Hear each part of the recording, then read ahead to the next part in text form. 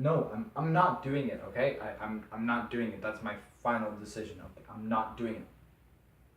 Okay, look, listen. I did this show because I wanted to teach history, not because I wanted to promote communism, alright?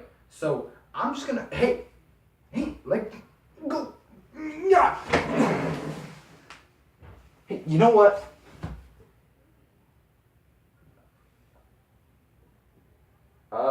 Hey folks. Um, it, it's me, Brooke, here coming at you with a brand new video.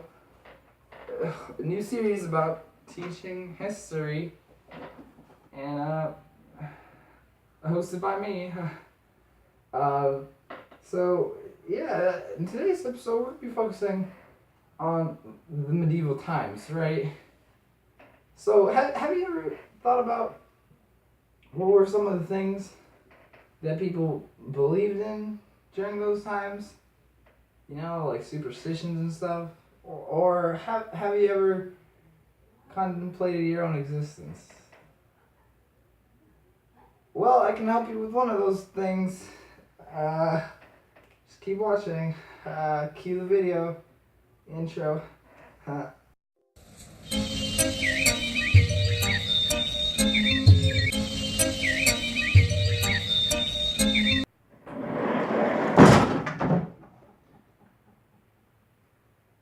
Well, the first thing that I want to start off with was I thought to myself, what is the weirdest thing that I could start with? And pretty much the changeling.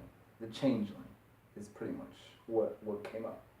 And what the changeling basically was a fairy would come in, and the fairy would come and take your child and replace it with something else. And it was called the changeling. Now the changeling would be like completely different from your own child, and that's basically, it was a superstition that a lot of people believed in.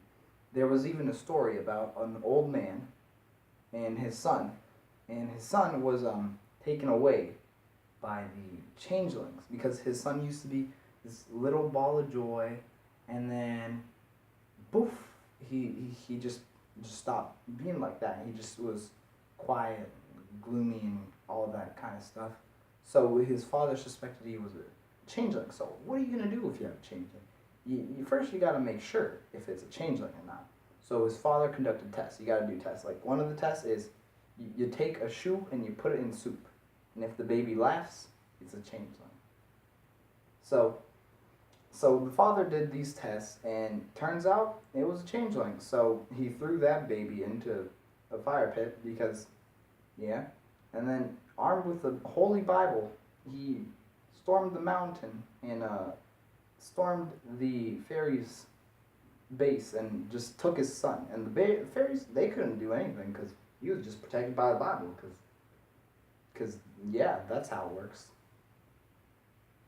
Now, this may seem like it just isn't relevant at all, but really it's actually really interesting because what they used the changeling for was to cover up sort of things, right?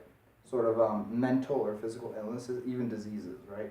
So it's like my son died of smallpox, but that wasn't my son. It was a changeling, actually. That got back too fast, Jesus. Well, on to the next. Another superstition that was very infamous at the time in England was witches. Now, people were really afraid about witches, and they just didn't want to deal with them.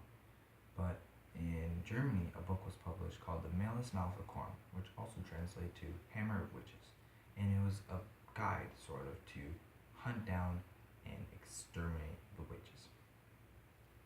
Anybody really could be accused of being a witch. You just had to be a woman.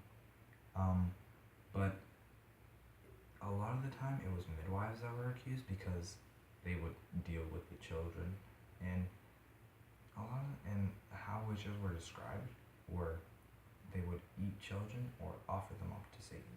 So that's why people didn't want anybody that could be a witch around their children. So if somebody was accused, they'd go through trial by ordeal, which was tying them up and then throwing them into a river or a lake. And if their body rose to the top, then that would prove that they were guilty. But if they sunk, then that would show that they were innocent. However, this doesn't really work because they keep you down there for a while, and if you couldn't hold your breath, you would die most of the time. So that's really something that just backfired. If you were proven to be guilty, they just burn you pretty much. Yeah. Which is just didn't have a good time. That was until J.K. Rowling came by.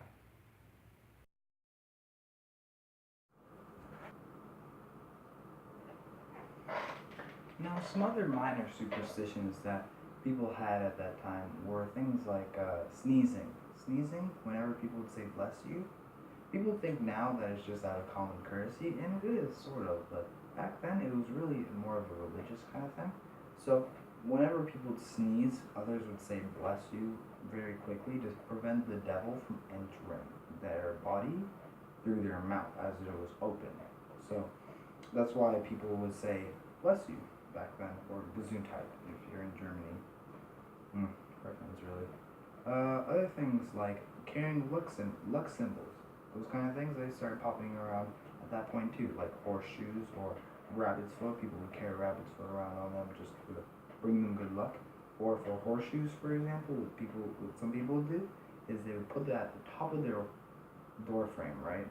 And the luck would just pull into the horseshoe, and when people would want to, they'd turn it back down, so people who would walk through the door frame would just be covered in good luck, and they'd have good luck for the time. Another really major thing was shattering of your soul. So now, whenever you break a mirror, you say you got bad luck for 7 years. Back then, people thought that because they thought that the soul was related to the mirror. So what you would see in the mirror was actually a part of yourself, as your soul. And if you broke it, you'd be breaking your own soul. So you wouldn't have a soul basically for almost 7 years. And then so you would have bad luck for just not having a soul. Other things would be like traveling on evil days. These days that you just shouldn't travel on because you would get a kind of illness that would kill you, or you would disappear and you would never be found again. So I'd like to thank all of you for watching my video. Hope you guys enjoyed it. You can find the links in the description below for where I found all my research. If you guys want to see other videos that are just outright stupid, that are made for school, go ahead. Don't, but go ahead.